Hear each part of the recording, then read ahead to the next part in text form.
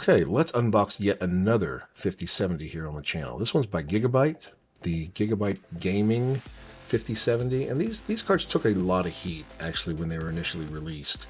I think because of the it was using a larger die and it was only 12 gigabytes of DDR7 memory, but I think they undervalued these. I think they're much more capable than people give them credit for, although I really would like to see 16 gigabyte or more on this level of a capable GPU. Then they came out with the 5060 and then the 5050, and people stopped talking about how horrible the 5070 was because it's really not that bad, everybody. And you can find these things MSRP, and I snagged some that were even less than MSRP. I guess people were shy from the reduced GPU memory.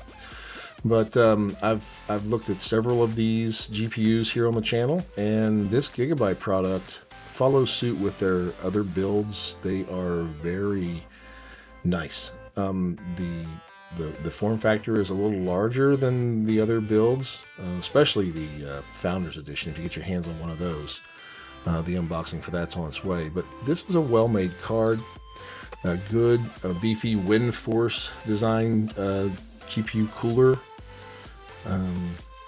It's well packaged.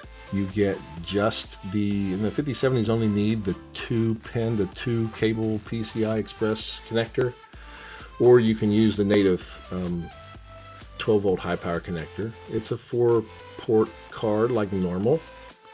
Run multi-monitors. Not really a 4K card, but the 1440p, you will not be disappointed.